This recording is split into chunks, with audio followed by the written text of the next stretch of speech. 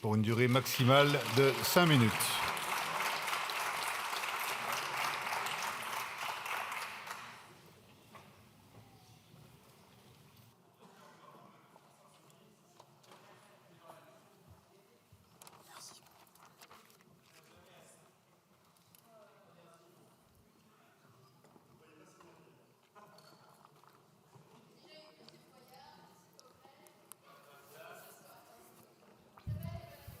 Merci, Monsieur le Président.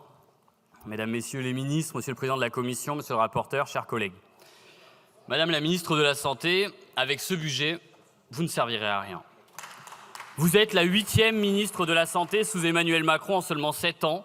8 ministres et une dégradation continue du système de santé. Donc, comme vos prédécesseurs, avec un budget pareil, vous ne servirez à rien. Et en audition, vous avez dit « Nous allons nous poser des questions simples. Où en sommes-nous? Où va-t-on? Franchement. 7 ans de pouvoir pour se demander où en sommes-nous? Et je vais vous répondre. Où en sommes-nous financièrement? Eh bien, vous ne financez pas.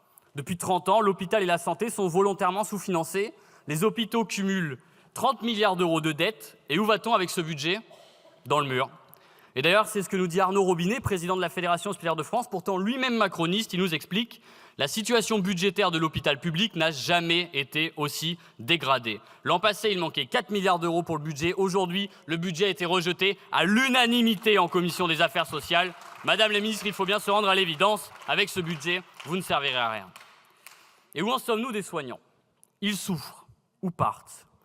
Ils aiment leur métier mais ont du mal à le continuer. C'est Clarisse de Villejuif. Je veux y rester, mais ça va être dur. J'ai 28 ans, il va falloir que je choisisse. Est-ce que je dois sacrifier d'avoir une vie de famille ou de continuer le travail que j'aime? Et quand t'es en repos, t'es KO. Le sommeil est complètement cassé. Pas une journée sans entendre une collègue qui se plaint de son mal de dos. C'est Kevin de Rennes. J'ai vu tellement de collègues quitter le service, quitter l'hôpital ou carrément arrêter le métier car ils n'y arrivaient plus. Mais qu'a-t-il été fait dans ce budget pour que les soignants restent? Rien. Et que proposez-vous aujourd'hui pour les faire rester? Rien. Entre 2020 et 2022, c'est 50 000 postes vacants d'infirmières supplémentaires. Et où en est-on dans les services? Eh bien, les urgences et les services sont totalement saturés. 460 maternités sont en situation de fermeture partielle.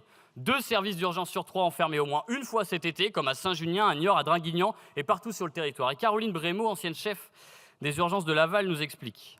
Fermé et régulé, ça veut dire qu'il est interdit de prendre en charge les AVC la nuit. Alors, si les urgences sont régulées, tu vas dans d'autres urgences, à plus d'1 heure de chez toi. Chaque minute perdue met le patient en danger. Et dans les urgences qui sont ouvertes, c'est la débandade. 50 patients dans les couloirs de Limoges et 10 heures pour voir un médecin dans un hôpital du Var.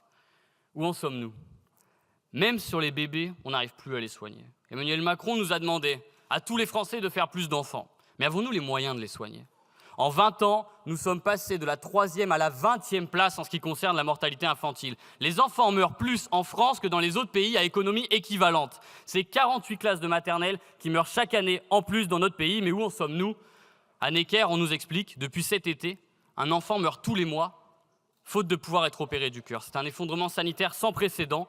Et voilà le système qu'on va vous demander de perpétuer, Madame la Ministre. Et alors, où en sommes-nous? Nous sommes dans ce qui sera, je pense, le tabou du siècle. Après une très grave dépression, Selim se retrouve aux urgences psychiatriques à Toulouse. Sa femme m'explique.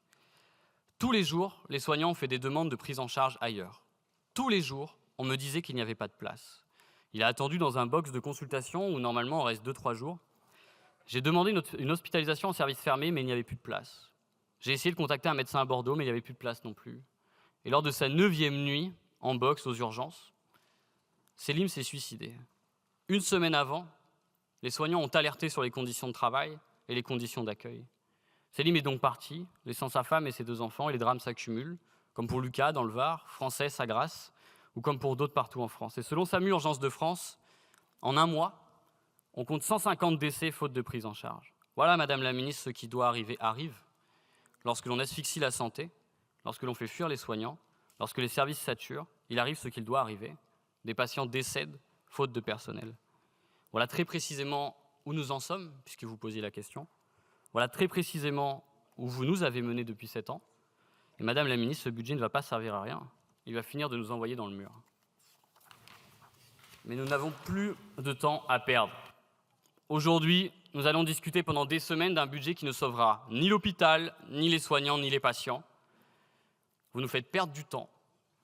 Mais nous allons nous battre pour que ce budget rende dignité aux soignants, patients et plus globalement aux Français. Nous allons nous battre pour que les professionnels de santé soient mieux rémunérés, qu'il puisse y avoir des ratios soignants-patients pour améliorer les conditions de travail. Nous allons nous battre contre votre volonté d'appauvrir les retraités. Et enfin, nous allons nous battre pour que dès ce budget, contre vous et vos alliés du Rassemblement national, la réforme des retraites soit abrogée. Si vous n'avez pas de projet, Madame la Ministre, laissez-nous gouverner. Je vous remercie. La parole est pour 5 minutes maximum à Monsieur